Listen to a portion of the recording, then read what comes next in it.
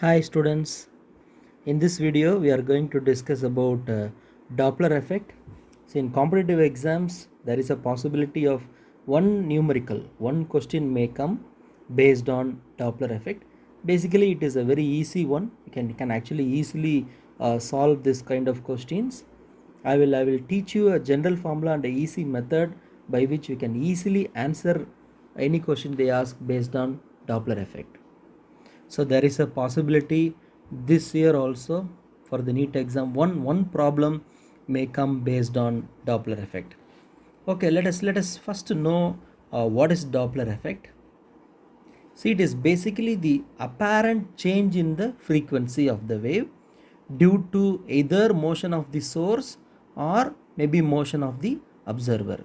See, basically if both source and observer are stationary, we don't hear any change in the frequency. We will be hearing the sound with the same frequency. But if there is a motion, either the source is moving or an observer is moving, there is a change in the frequency.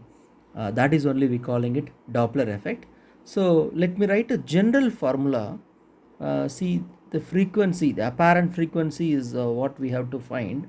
Apparent frequency is equal to actual frequency into velocity of the sound plus or minus velocity of the observer divided by velocity of the sound plus or minus velocity of the source. So this is the general formula. General formula. See, apparent frequency nu dash is actually apparent frequency. Nu is the actual frequency into V is nothing but speed of sound.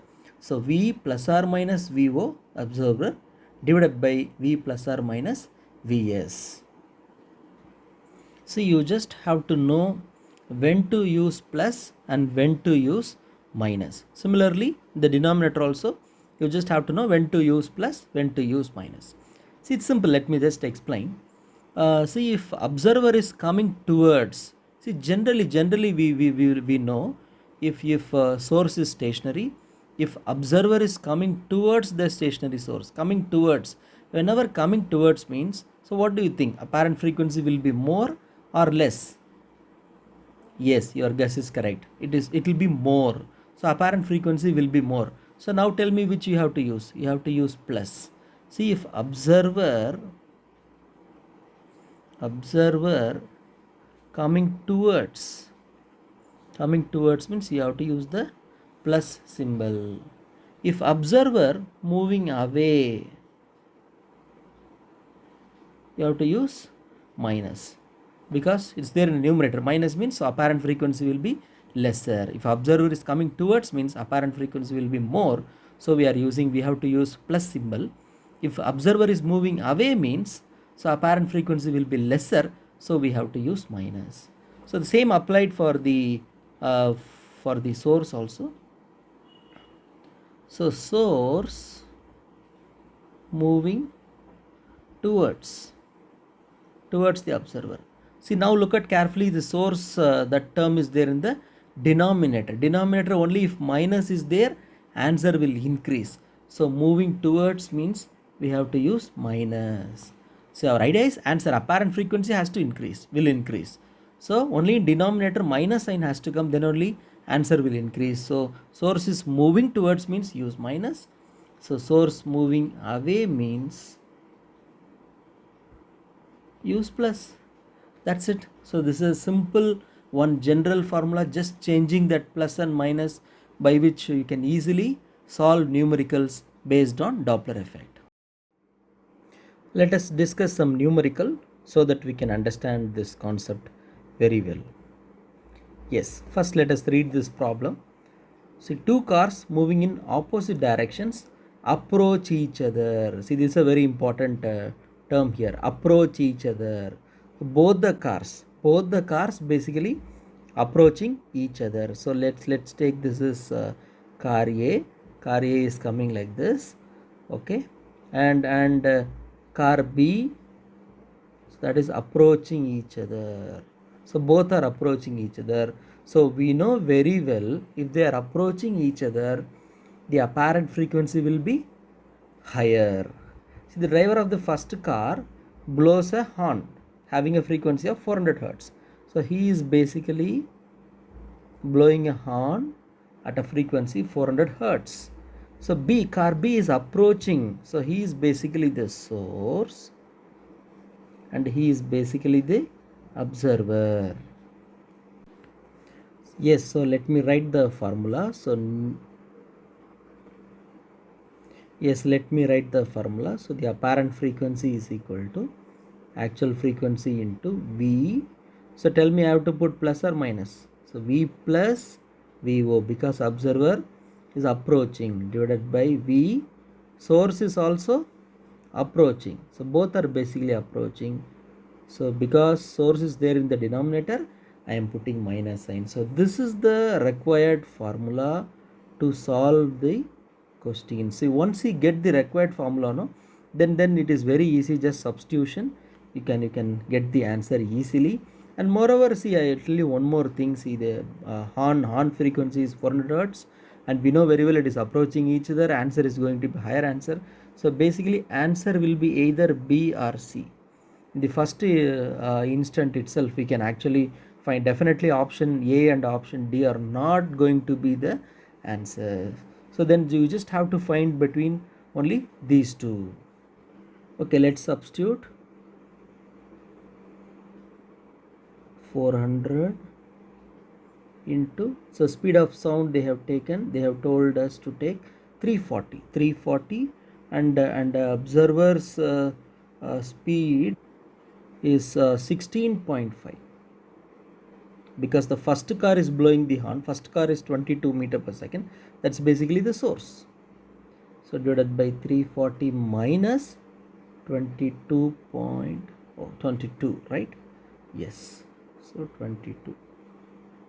That's it. So frequency dash nu dash is equal to 400 into, so 340 plus 356.5 divided by 340 minus 20, so 320, 318. So you can approximately do also. So 318 you can take it as 320 also. So 320 will last 1.1 times maximum.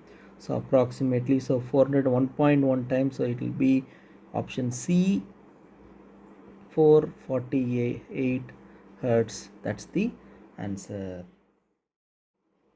Yes, let us discuss one more problem also. A speeding motorcyclist sees a traffic jam ahead him. He slows down to 36 km per hour. So basically, the speed of the motorcycle is 36 km per hour. He finds the traffic is eased and a car which is moving ahead is going at a speed of 18 km per hour. That is honking a frequency at 1392 hertz. Okay, and speed of the sound is also given. They are asking the apparent frequency heard by the motorcyclist. So basically, motorcyclist is behind.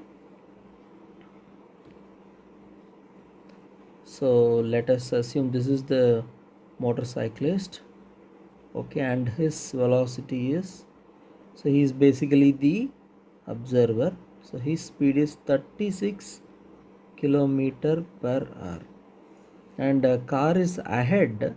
So let us just assume one car is ahead, and the car's speed is 18 km per hour, and this is basically the source, because that is honking a horn at a frequency of 1392 hertz. So here speeds are given in kilometer per hour. So first thing we have to change this to meter per second, and you know the formula, 36 into 5 by 18. So 5 by 18 is the multiplier, because 1 kilometer is 1000 meter, 1 hour is 3600, 1000 by 3600, and the lowest is 5 by 18. So usually, whenever they give kilometer per hour, you can see very well they will give multiples of 18 only. That's also another easy way. So 2 times 2 5 are 10. So 10 meter per second is the speed of the motorcyclist. And then, so here also 18 into 5 by 18. So it's very easy. So 5 meter per second, which is the source velocity.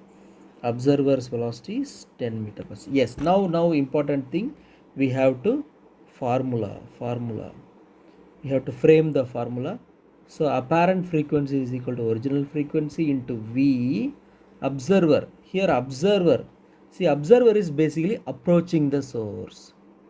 Okay, so V plus VO. So no doubt in the denominator, observer is actually approaching the source because he is behind and he is going, so trying to go near the source. So approaching, V plus VO. Come toward the source V and look at the source. Source is actually moving away. So source is moving away means we have to put plus only in the denominator. So this is the required formula. Okay, you understood? So observer is basically approaching, so we have to use plus in the numerator, so V plus VO. Source is actually moving away, not in the direction of the observer, that is moving away, so it is there in the denominator, so plus V plus VO. So this is the required formula. It's only substitution.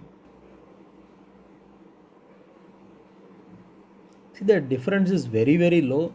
Its numerator it is 353 and denominator is only 348. So the ratio will be very small. So if you just look at the options, and it's above 1, so the answer has to be a higher one. So 1392, so answer has to be either 1412 or 1454. But if you look at the steps we got, it's only 5 is the number. So the answer will be, if you do, the answer will be only 1412. So approximately it will be 1412. So that is the answer, so which is given. So option C is the right answer. See students, it's very easy. So by knowing the general formula, only you have to write the right formula, correct formula for the given scene, given question, then it's only maths after that. So you can solve easily. Hope you would have liked this video. So please like the video, please share the video to your friends, and please don't forget to subscribe to my channel also. Thank you, all the best.